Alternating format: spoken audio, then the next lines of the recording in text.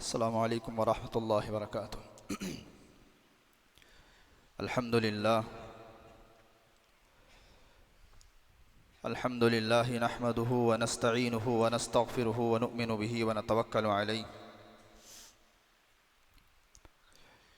व नऊज़ु बिल्लाहि मिन शुरूरि अनफुसिना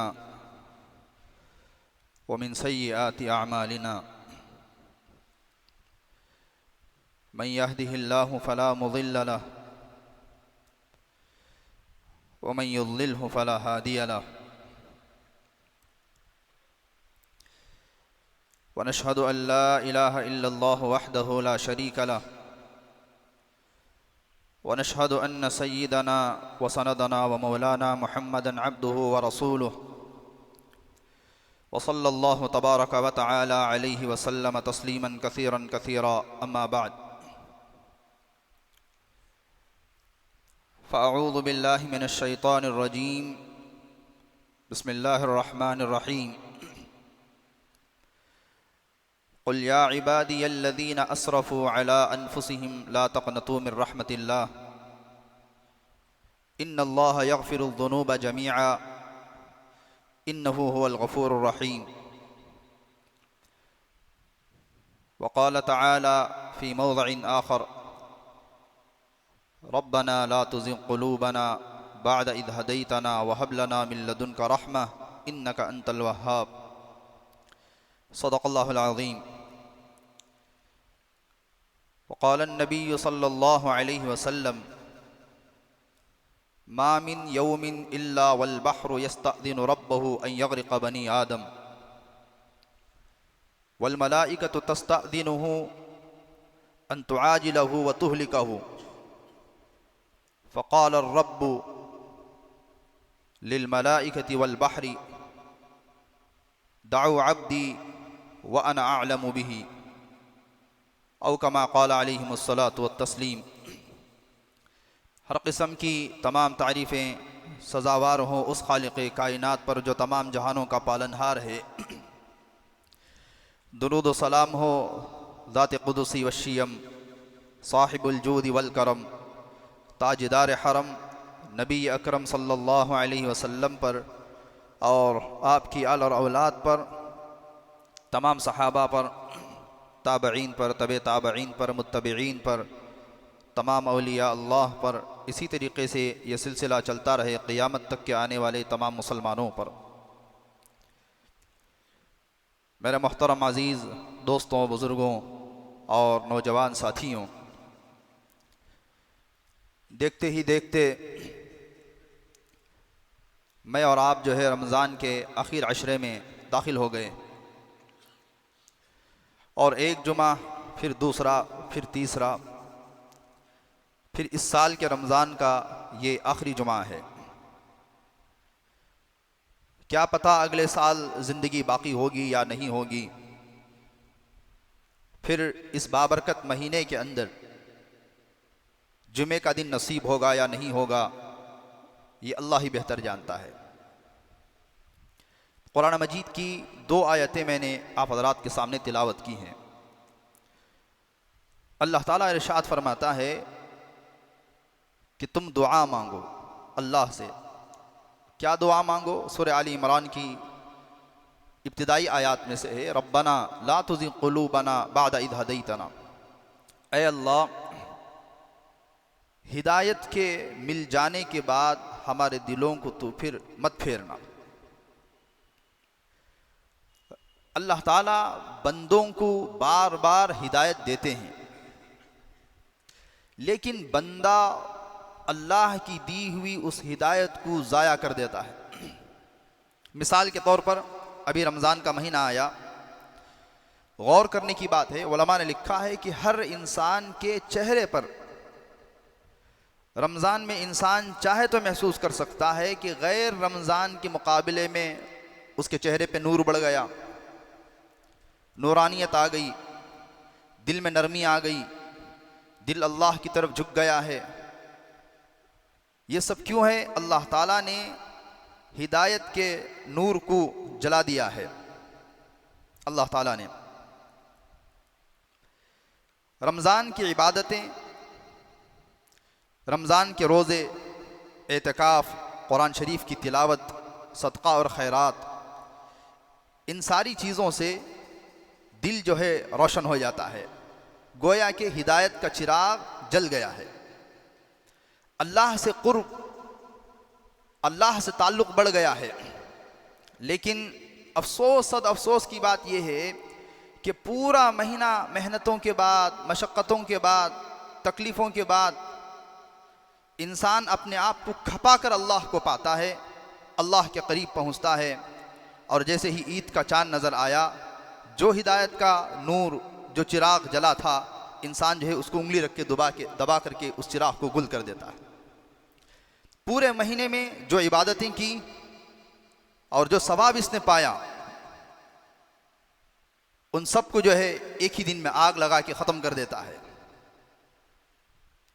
यही तो करते हैं नौजवान, हम सब लोग।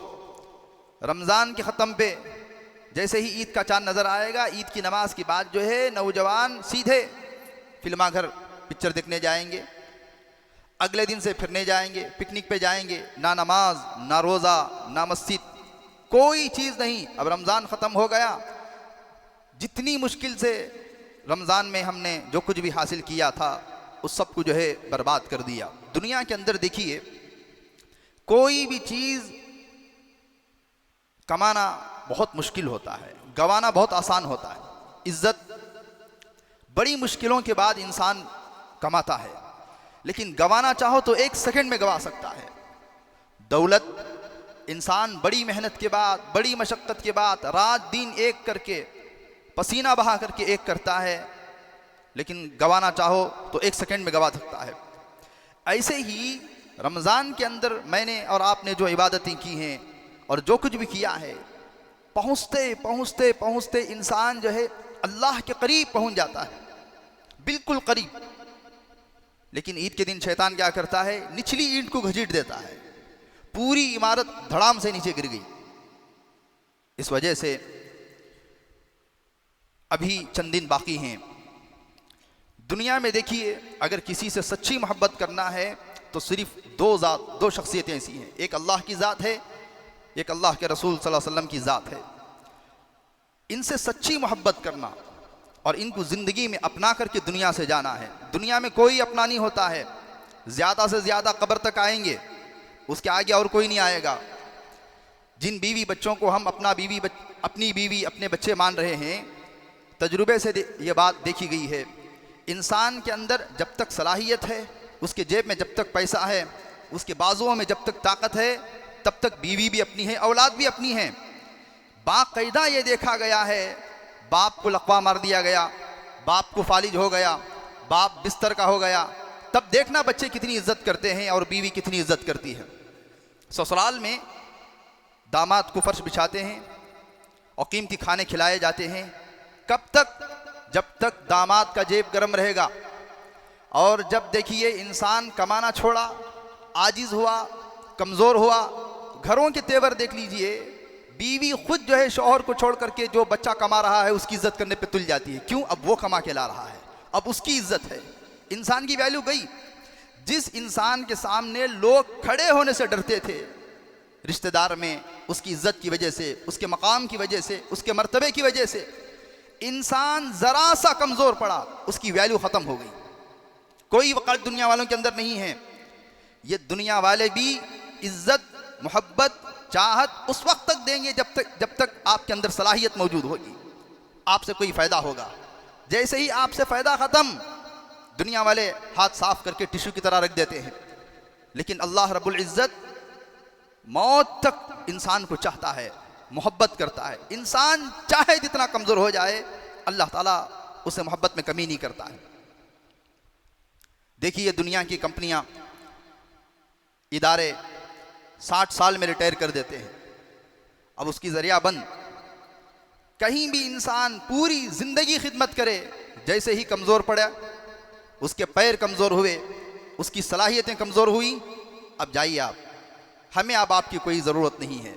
मेरे उस्ताद थे, अल्लाह ताला 34 साल 34 ईयर्स उन्होंने मदरसे के अंदर हदीस, फ़िक़्ह, तफसीर, पूरी ज़िंदगी उन्होंने खून पूरा अपना निचोड़ करके मदरसे को दे दिया, लेकिन आखिरी उम्र में उनकी आंख में मोतिया आ गया, आंख में।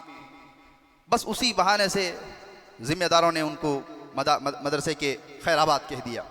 उन्होंने मुझसे कहा कि मैंने 34 साल मेरा खून इसे दिया है, मदरसे को मैंने खड़ा किया है, काश के 34 साल पहले मेरा अपना मदरसा होता, मुझे कोई बाहर ना भेजता। यही दुनिया की हर फील्ड की आदत है। हज़रत उमर रज़ी अल्लाह अन्हु के दौर में एक गवैया था, बेहतरीन आवाज़, खूबसूरत, और वो अपने गानों के ज़रिए से, अपने गले के ज़रिए से अपना पेट भरता था। जगह जगह महफिलें लगाया और गाना शुरू किया। लोग उसके आवाज़ की वजह से उसकी तरफ मुतवज्जे हुए और कुछ पैसे दे देते, उसकी ज़िंदगी गुजरती रहती थी। जब बूढ़ा हुआ, उसके गले की तारों ने उसका साथ देना छोड़ दिया। अब लोगों ने पैसे देना छोड़ दिया। मारा मारा फिरता फिरता कहीं इधर मांगा, कहीं उधर मांगा, उसकी कोई वैल्यू नहीं, सलाहियत ख़त्म, तो लोगों ने उसे देखना छोड़ दिया।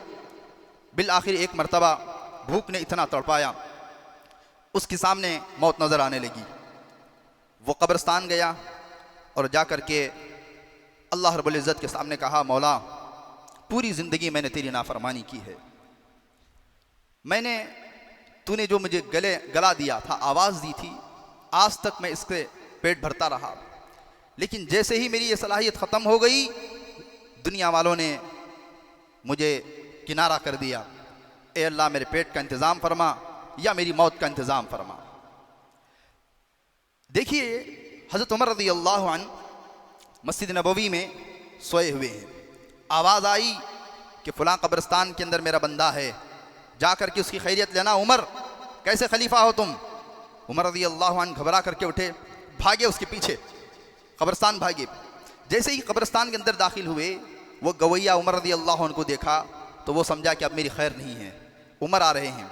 वो उठ करके कभी भागा, कभी उस कब्र के पास, कभी उस कब्र के पास। हज़रत उमर रज़ी अल्लाह अन्हु ने फरमाया, भाई ठहर जा, कहाँ जा रहा है? कहा, अमीरुल मोमिनीन मत मारिए, मैंने गाना सब छोड़ दिया है। मैंने कहा, मैंने मारने नहीं आया हूँ, तेरी क्या ज़रूरत है? कहा, मुझे खाने की ज़रूरत है, लेकिन तुम्हें किसने बताया? हज़रत उमर रज़ी अल्लाह अन्हु ने फरमाया, कमबख्त, जिसको तूने बताया उसी ने मुझे बताया है। उसके बाद उस आदमी ने कहा, उसकी आंख में आंसू आ गए। उसने कहा, अजीब है, पूरी ज़िंदगी मैंने उसकी नाफरमानी की और एक मरतबा मैंने उसकी आवाज़ लगाई तो 22 लाख मुरब्बा मील के ऊपर खिलाफत करने वाला उमर जैसी शख्सियत, जिसके बारे में अल्लाह के नबी अलैहिस्सलातु वस्सलाम ने फरमाया, लौ काना बादी नबियुन लकाना उमर। आकर के अल्लाह ने गैब से आवाज़ आती है उनके कानों में कि जाकर के उसकी खबर लेना। ये अल्लाह होता है, अल्लाह कभी किसी को नहीं छोड़ता है। हर आन अल्लाह ताला बंदों से बेहद मोहब्बत करता है। मैंने एक हदीस पढ़ी, हदीस में फरमाया गया, मामिन यौमिन इल्ला वल बहरु यस्तअदिनु रब्बहु अन यगरिक़ बनी आदम व मामिन यौमिन यस्तअदिनु मलाइकतहु अन तुआजिलहु व तुहलिकहु। कोई दिन ऐसा नहीं गुजरता जिस दिन जो है समंदर अल्लाह रब्बुल इज़्ज़त से इस बात की इजाज़त चाहता है कि ए अल्लाह, तू इजाज़त दे, दुनिया के नाफरमानों पर मैं चढ़ जाऊँ, मैं उनको बहा के ले जाऊँगा। फरिश्ते अल्लाह से रोज़ाना, मामिन यौमिन, रोज़ाना इजाज़त तलब करते हैं कि अल्लाह, तू इजाज़त दे कि हम इनको जो है बर्बाद कर दें, हलाक कर दें। अल्लाह रब्बुल इज़्ज़त कहता है, दाऊनी रब्बी, छोड़ दो मुझे और मेरे बंदे को। वो बंदा मेरा है, तुम्हारा है तो तुम जो चाहे करो, मेरा है तो मैं मेरे बंदे को जानता हूँ, तुम्हें कुछ करने की ज़रूरत नहीं है। ये अल्लाह फरमा रहा है, रोज़ाना अल्लाह ताला जो है खिताब फरमाता है। मैंने कुरान मजीद के अंदर एक आयत पढ़ी, कुल या इबादियल्लज़ीना असरफ़ू अला अनफुसिहिम ला तक़नतू मिन रहमतिल्लाह। कुल, ऐ अल्लाह के नबी आप कह दीजिए, किसे कह दीजिए, ये ज़रा समझना है।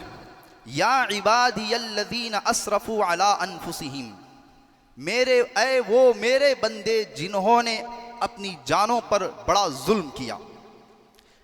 असरफ़ू अला अनफुसिहिम, ये जो अरबी की जो ताबीर है, इसमें जो लफ्ज़ अला है ना, लफ्ज़ अला वहाँ इस्तेमाल होता है कि किसी चीज़ को ऐसे छुपा देना कि उसका वजूद ही नज़र ना आए। कोई बोतल थी, उसको ऐसे ढाम दिया, अंदर क्या है मालूम नहीं है, जैसे ये मेहराब है, इसको जो है फर्श से ऐसे ढंग दिया है, अंदर क्या कलर है क्या है कुछ भी पता नहीं चल रहा है। तो असरफु अला अनफुसिहिम का मतलब ये है कि जिसने, इसका खुलासा ये है, आंख खुलने के बाद से लेकर के जब तक ये तौबा के लिए हाथ उठा रहा है, आंख खुलने के बाद से कभी इसने खुदा की फरमाबरदारी ना की हो, ना फरमानी ही ना फरमानी की हो, इसे कहते हैं अला अनफुसिहिम। अल्लाह ताला इस आयत के अंदर हसन बसरी रहमतुल्लाह अलैह को, राबिया बसरी को, ख्वाजा मोइनुद्दीन चिश्ती को और दूसरे औलिया अल्लाह को खिताब नहीं कर रहा है। अल्लाह ताला इस आयत के अंदर खिताब कर रहा है जिन्होंने पूरी ज़िंदगी गुनाहों में गुजार दी। पहला जुमला अल्लाह कहता है कुल, आप कह दीजिए या इबादी, ऐ वो मेरे बंदे अब भी मेरे हैं, अला अनफुसिहिम, जिन्होंने अपनी जानों पर जुल्म किया, ला तक़नतू मिन रहमतिल्लाह, कभी अल्लाह की रहमत से मायूस ना होना। उलमा ने फरमाया है ला तक़नतू मिन रहमतिल्लाह, ये इस बात की तरफ दलील है, इंसान खुद मायूस हो गया कि अब मेरी माफ़ी नहीं हो सकती है, मैं इतना बड़ा पापी हूँ, मैं इतना बड़ा गुनहगार हूँ कि अब मेरी माफ़ी नहीं है। इंसान का दिल गवाही दे दे कि क्या वाकई मेरा रब मुझे माफ़ कर सकता है। इतने बड़े गुनहगारों के लिए अल्लाह कह रहा है ला तक़नतू मिन रहमतिल्लाह, मेरी रहमत से मायूस होने की ज़रूरत नहीं है। इन्नल्लाह यग़फ़िरुज़्ज़ुनूब जमीआ, अल्लाह ताला तमाम गुनाहों को माफ़ कर देगा, एक नहीं पूरे का पूरा रजिस्टर मिटा देगा। इन्नहु हुवल गफ़ूरुर रहीम, वो माफ़ करने वाला भी है, वो बड़ा रहम करने वाला भी है।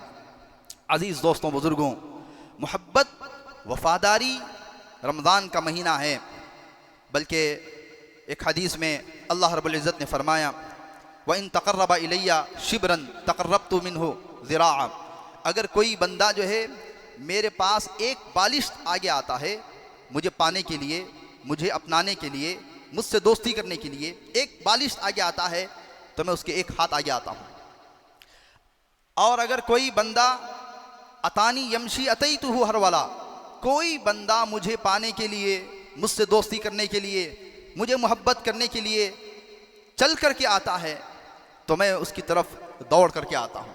अल्लाह ताला इंतज़ार में है, अल्लाह ताला बंदों से इतनी ज़्यादा मोहब्बत करता है, बंदा जैसे ही अल्लाह की तरफ लौटता ना, अल्लाह ताला को इतनी खुशी होती है, इतनी खुशी होती है। हदीस में अल्लाह के नबी अलैहिस्सलातु वस्सलाम ने फरमाया, एक बंदा जंगल में सफ़र कर रहा है, उसके साथ ऊँट है, ऊँट में खाने पीने का सामान, उसकी हिफाजत का सामान सब कुछ है। सफ़र करते करते थक करके एक जगह ऊँट को बांध करके वो दरख्त के नीचे सो गया। आँख खुला, आँख उसकी खुली, आँख वो खोला तो देखा कि ऊँट गायब है। अब वो सुबह से लेकर शाम तक वो ऊँट को तलाश करता रहा। क्यों? उस ऊँट के बगैर वो जंगल को पार नहीं कर सकता है, सैकड़ों मील दूर जाना है, ना पानी है ना खाना है, वो ऊँट ही उसकी ज़िंदगी है, उसका माल है, सब कुछ है। तलाश करते करते करते करते थक करके दरख्त के नीचे बैठ गया और अपनी मौत का इंतज़ार करने लगा कि अब मुझे मरना ही मरना है। इतने में उसे आंख लगी। हदीस क्या खुलासा बोल रहा हूँ। आंख खोला तो देखा कि सामने ऊँट खड़ा हुआ है, सामान भी है, खाना पीना भी है।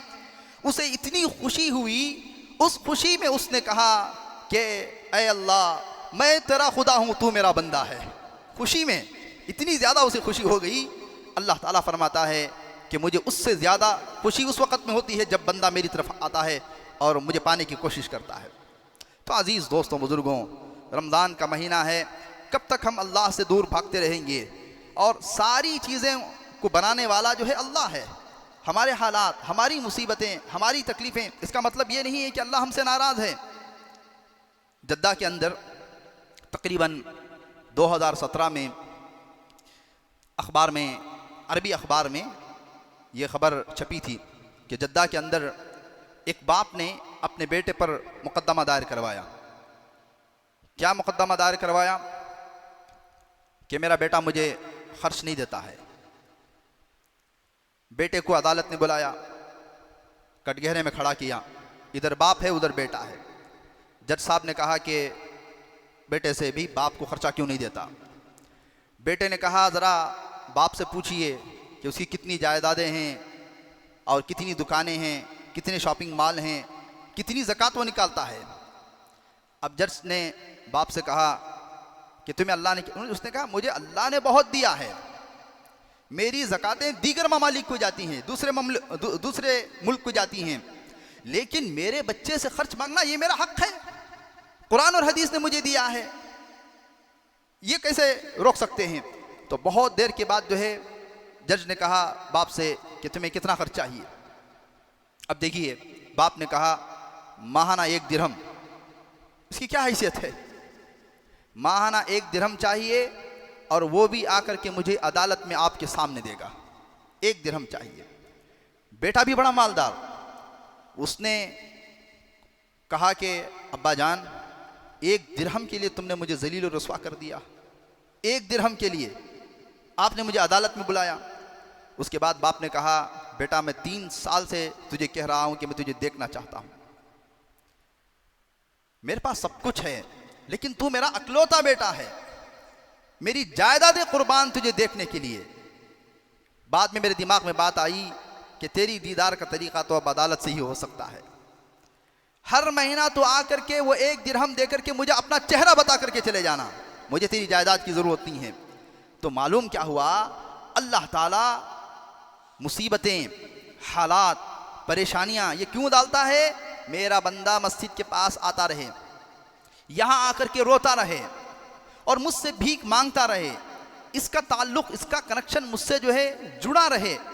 अल्लाह ताला जो है बंदों को जो है हालात में, परेशानियों में, इन सारी चीज़ों में अल्लाह ताला डालता है। हर चीज़ अल्लाह से मांगे, ताल्लुक़ अगर अल्लाह से मजबूत हो गया ना, देखिए कभी कभी मुसीबतें, हालात, परेशानियां आसमानी होती हैं, ज़मीनी तदबीरें करने से वो हल नहीं होती। ज़रा कारोबार और बढ़ूँ क्या, और थोड़ा लोन ले लूँ क्या, और थोड़ा इन्वेस्ट बढ़ाऊँ क्या, परेशान हूँ, हालात हैं ये हैं। एक मरतबा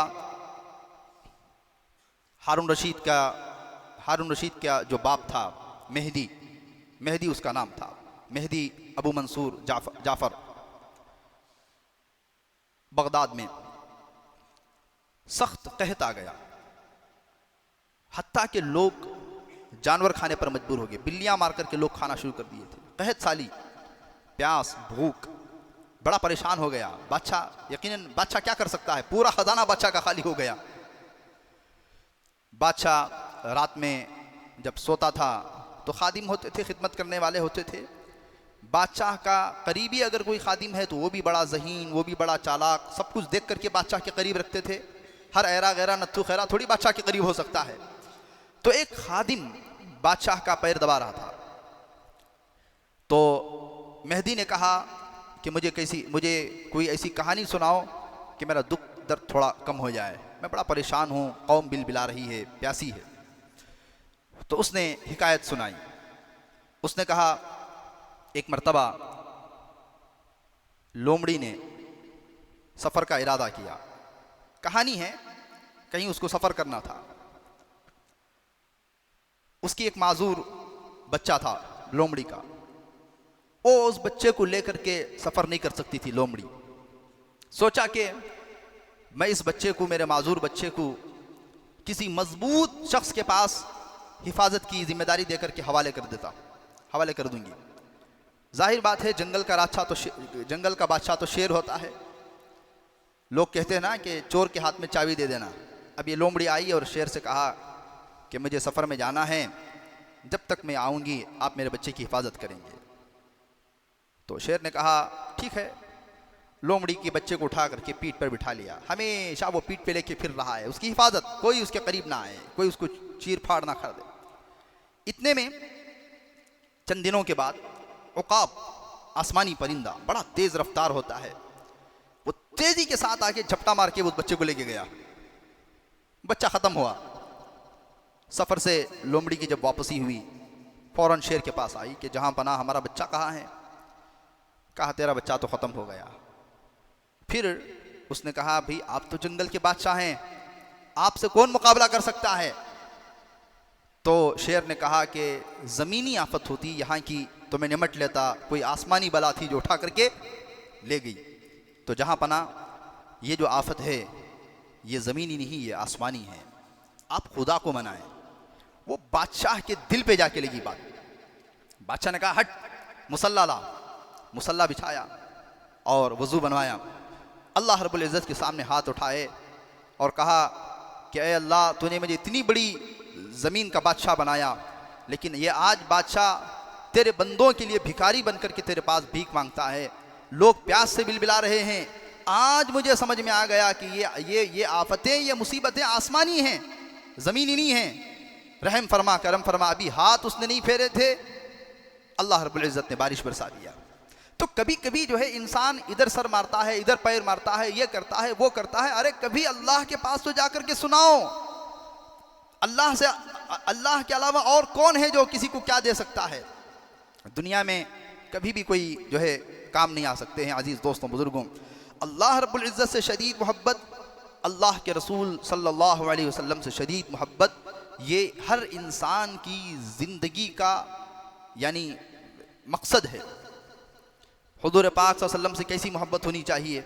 अब अभी मैंने बात की कि अल्लाह से मोहब्बत, अल्लाह से लो, अल्लाह से इश्क, अल्लाह से लेना, सब कुछ अल्लाह की तरफ रुजू हो जाना।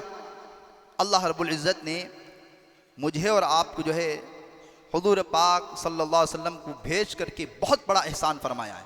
लक़द मन्नल्लाहु अलल मुअमिनीन इज़ बअस फ़ीहिम रसूलन मिनहुम।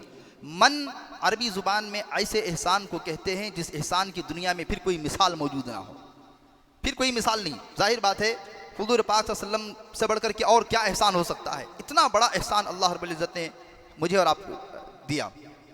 सहाबा अल्लाह के नबी अलैहिस्सलातु वस्सलाम से बेतहाशा मोहब्बत करते थे, अल्लाह के नबी भी करते थे।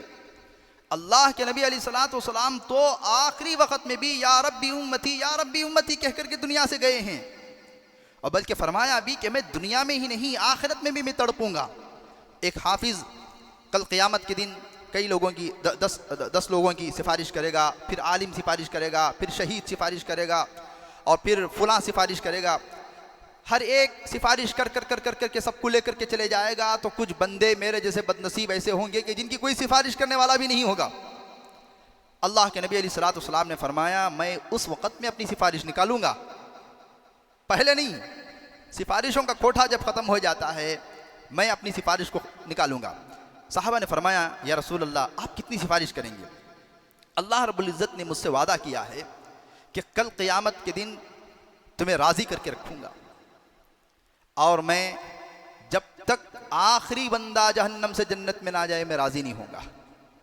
ये मोहब्बत थी अल्लाह के नबी अलैहिस्सलातु वस्सलाम। सहाबा ने भी ऐसी मोहब्बत करके दिखाई थी। जब हुज़ूर पाक सल्लल्लाहु अलैहि वसल्लम जो सुलह हुदैबिया का जो वाक़या पेश आया, जब आप उम्रे पर तशरीफ़ ले गए थे, तो जब आप उम्रे पर गए तो आपको उम्रा करने के लिए जाने नहीं दिया गया।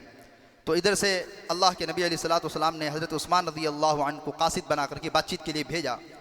तो उधर से उरवा बिन मसऊद सक़फ़ी, ये मक्के का यानी एम्बेसडर था, कासिद था, कोई भी बातचीत हो एलची था, आकर के बातचीत करना, अपनी बात को पहुँचाना था। उरवा बिन मसऊद सक़फ़ी ये हुज़ूर पाक सल्लल्लाहु अलैहि वसल्लम के पास आया, टेबल टॉक, बातचीत हुई, ये फ़लाँ फ़लाँ फ़लाँ फ़लाँ वगैरह। वो गया, लोगों ने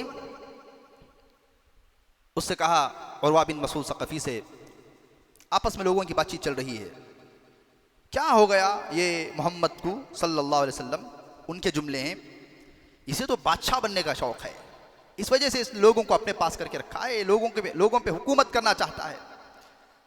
तो उरवा बिन मसऊद सक़फ़ी ने कहा, नहीं नहीं, बात बादशाह से आगे बढ़ गई है।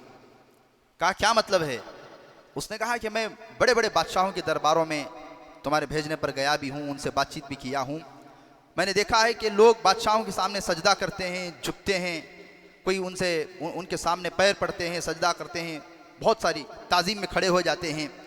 लेकिन ये सब बादशाह के रोब और उसके दबदबा और उसके मनसब की वजह से है।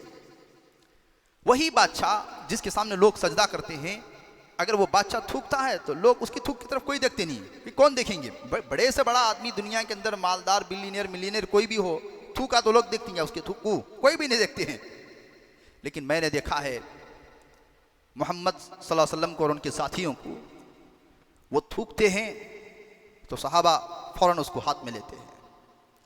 मैंने अपनी आंखों से देखा कि बेचारे कोई चाट लेता है, कोई जिस्म पे मल लेता है। मैंने देखा है कि आप जब वज़ू करते हैं सल्लल्लाहु अलैहि वसल्लम, एक कतरा पानी नीचे गिरने नहीं देते। ये ऐसी दीवानगी है और ये ऐसी मोहब्बत है, ये इंसान पूरी दुनिया पे राज करेगा। ये इंसान के जिस्मों पर नहीं, ये दिलों पे राज करने आया है। तुम इसके साथ मुकाबला ना करना। ये कौन कह रहा है? उर्वा बिन मसऊद सकफी कह रहा है, जो एलची था, उसने सहाबा की मोहब्बत को देखा था। तो हमारा तकाजा भी ये है कि हम लोग जो है अल्लाह के नबी अलैहिस्सलाम से शदीद मोहब्बत रखें। उलमा ने लिखा है कि दुनिया के अंदर अगर, एक तो हो गई अल्लाह की मोहब्बत की बात, दूसरी बात है अगर कोई इंसान हुजूर पाक सल्लल्लाहु अलैहि वसल्लम से चाहता है कि रूहानी ताल्लुक़ बढ़े। अब आप तो हमारे दरमियान में नहीं रहे, पर्दा फरमा गए, अभी आप जिंदा हैं, अपनी आरामगाह में जिंदा हैं। फरमाया 3 चीज़ें हैं। एक, इंसान दरूद शरीफ कसरत से पढ़े, बहुत ज़्यादा कसरत से। दरूद शरीफ की कसरत से खाली सवाब नहीं मिलता, सो हुजूर पाक सल्लल्लाहु अलैहि वसल्लम का और बंदे का ताल्लुक़, रिश्ता मजबूत हो जाता है, दोस्ती गहरी हो जाती है। ये मेरी बात नहीं, अल्लामा इब्न क़य्यिम रहमतुल्लाह अलैह ने 3 चीज़ें लिखी हैं। दरूद शरीफ कसरत से पढ़े। अल्लाह के नबी अलैहिस्सलाम ने फरमाया, कोई इंसान जो है मेरी आरामगाह के पास में, मेरे रोज़े के पास में आकर के सलाम करता है, दरूद शरीफ पढ़ता है, तो अल्लाह ताला मेरी रूह को उसकी तरफ मुतवज्जे करते हैं। मैं उसे सुनता भी हूँ, मैं उसे जवाब भी देता हूँ। ठीक है। फिर फरमाया अल्लाह के नबी अलैहिस्सलाम ने, अगर कोई दूर से मुझ पर दरूद शरीफ पढ़ता है, सलात व सलाम भेजता है, तो फरिश्ते मुझ तक पहुँचाते हैं, अल्लाह ताला मेरी रूह को उस बंदे की तरफ मुतवज्जे फरमाते हैं, मैं उनका जवाब देता हूँ। रोज़ाना अल्लाह के नबी अलैहिस्सलाम अगर मेरे और आपकी तरफ मुतवज्जे होते रहे, हमारी किस्मत तो चमकी, क्यों नहीं चमकेगी। इसके बाद दूसरी चीज़ फरमाई मुसन्नफ़ इब्न अबी शैबा में, वमा अरसलनाका मिन रसूलिन इल्ला लियुताअ बिइज़्निल्लाह वलौ अन्नहुम इज़ ज़लमू अनफुसहुम जाऊका। सूरह निसा की आयत नंबर 64 है। इसमें इस आयत की तफसीर में मुसन्नफ़ इब्न अबी शैबा में फरमाया गया, हुजूर पाक सल्लल्लाहु अलैहि वसल्लम से ताल्लुक़ के मजबूत करने का दूसरा ज़रिया ये है कि आपके रोज़े के पास खड़े होकर के अल्लाह के नबी अलैहिस्सलाम से दुआ की दरख्वास्त करना है। या रसूल अल्लाह, आप दुआ फरमाएं, अल्लाह मुझे माफ़ फरमा दे। या रसूल अल्लाह, आप दुआ फरमाएं, मैं फ़ुला मामले में बड़ा परेशान हूँ। बाज़ लोग इसमें एतराज़ करते हैं, इसीलिए मैंने हवाला दे दिया मुसन्नफ़ इब्न अबी शैबा का। मुसन्नफ़ इब्न अबी शैबा ये इमाम बुखारी के उस्ताद हैं, ये इमाम बुखारी के उस्ताद हैं, हज़रत ने लिखा है। फिर फरमाया तीसरी चीज़ हुज़ूर पाक सल्लल्लाहु अलैहि वसल्लम से ताल्लुक़ को मजबूत करने की, कि इंसान अच्छे अमाल करे, नेक अमाल करे। अल्लाह के नबी अलैहिस्सलाम ने मुस्नद बज़्ज़ार की रिवायत है, फरमाया तुअरज़ुल अमालु अलैया, कि मेरी उम्मत के अमाल मुझ पर पेश किए जाते हैं। हुज़ूर पाक सल्लल्लाहु अलैहि वसल्लम ने फरमाया हर जुमे के दिन हुज़ूर पाक सल्लल्लाहु अलैहि वसल्लम के पास हमारे, मेरे और आपके अमाल पेश किए जाते हैं, नाम लेकर के, फ़ुलां बिन फ़ुलां ने या रसूल अल्लाह इस हफ्ते में ये किया, ये किया, ये किया, ये किया। अगर अमाल नेक होंगे मेरे और आपके, तो हुज़ूर पाक सल्लल्लाहु अलैहि वसल्लम खुश हो जाएंगे। खुदा ना खास्ता मामला अगर इससे उल्टा निकला, मैंने किसी गाली दी थी, मैंने किसी की गीबत की थी, मैंने किसी से हसद किया था, मैंने किसी के पीछे चालें चली थी, मैंने फ़ुलां किया था, मैंने फ़ुलां किया था, ये सब बातें हुज़ूर पाक सल्लल्लाहु अलैहि वसल्लम के सामने जब पेश होंगी, तो आपका दिल जो है क्या हो जाएगा, दिल ज़ख्मी होगा। मैं ये वाक़या बार बार बोल चुका हूँ, 2 मिनट में मैं बोल के अपनी बात को ख़त्म करता हूँ। ये वाक़या मेरा 100 बार बोले तो भी मेरा दिल जो है भरता नहीं है बोलने से। एक बुज़ुर्ग ने ख्वाब में देखा हुज़ूर पाक सल्लल्लाहु अलैहि वसल्लम का सीना छलनी था। मैं बोलता हूँ ना, ये ख्वाब मैंने बहुत बड़े अल्लाह वालों से ये बात सुनी है, उलमा की महफिल में। हुज़ूर पाक सल्लल्लाहु अलैहि वसल्लम इंतहाई गमज़दा बैठे हुए हैं, आपका सीना पूरा छलनी हो चुका है। सामने जो अल्लाह वाले थे उन्होंने फरमाया, या रसूल अल्लाह, किसने आपकी ये सीने की हालत की? इस्लाम के दुश्मनों ने, यहूदियों ने, नसरानियों ने, किसने? अल्लाह के नबी ने फरमाया, नहीं, किसी ने नहीं। बहुत देर के बाद अल्लाह के नबी अलैहिस्सलाम ने फरमाया कि मेरी उम्मत ने मेरे सीने की हालत की है। मेरे और जो आपके अमाल जो पेश हो रहे हैं, जिसमें झूठ भी है, धोखा भी है, जुल्म भी है, ये सब चीज़ें देखिए, एक बाप को आकर के उसके बेटे के सामने अगर कोई बोले क्या भी तुम्हारा बेटा चोरी कर डाला, क्या गुजरेगी दिल के ऊपर? गुजरती नहीं गुजरती? अल्लाह के नबी अलैहिस्सलाम तो कितनी ज़्यादा मोहब्बत करने वाले हैं। आपके सामने जब हमारी जाएगी कैफियत, पूरी रिपोर्ट जब जाएगी, इस वजह से आमाल रमज़ान के बाद भी ना हमारी नमाज़ें छूटेंगी, मस्जिदें ऐसे ही आबाद रहेंगी, ताल्लुक़ ऐसे ही मजबूत बरकरार रहेगा। तो अल्लाह ताला देखिए, अल्लाह ताला हम तमाम को जो है ताल्लुक़ बरकरार रखे। और इस तरीक़े से हम हुज़ूर सल्लल्लाहु अलैहि वसल्लम के पास जब आमाल हमारे पेश होंगे, अच्छे अगर पेश होंगे तो भी रूहानी ताल्लुक़ बढ़ेगा। तो आज के बयान का ख़ुलासा यही है कि सब कुछ करने धरने वाली ज़ात जो है अल्लाह की है। अल्लाह ताला जो भी इंसान की चीज़ें हैं, अल्लाह ही सब कुछ करने वाला है। अल्लाह से ताल्लुक़ को मजबूत करें। अगर मोहब्बत दुनिया में करनी ही है तो अल्लाह से और उसके अल्लाह के रसूल अलैहिस्सलाम से मोहब्बत करें। अल्लाह के रसूल सल्लल्लाहु अलैहि वसल्लम से मोहब्बत और आपसे ताल्लुक़ के मजबूत के 3 तरीक़े मैंने आप हज़रात के सामने बयान किए। दरूद शरीफ की कसरत, आमाल, नेक आमाल का करना, ये भी ताल्लुक़, रूहानी ताल्लुक़ मजबूत हो जाता है। और तीसरी चीज़, अल्लाह अगर मौका दिया, उम्रे पे जा रहे हैं, हज पे जा रहे हैं, तो आपके सामने खड़े होकर के अपने गुनाहों की मग़फ़िरत की दरख्वास्त करना। ये 3 चीज़ें थी। अल्लाह ताला अमल की तौफ़ीक़ अता फ़रमाए। और एक आइंदा जुमा भी अभी वक्त है हमारे पास, इंशाअल्लाह आइंदा जुमा भी इस पर जो है तफ़सील से बात आएगी। देखिए, कुरान मजीद की एक आयत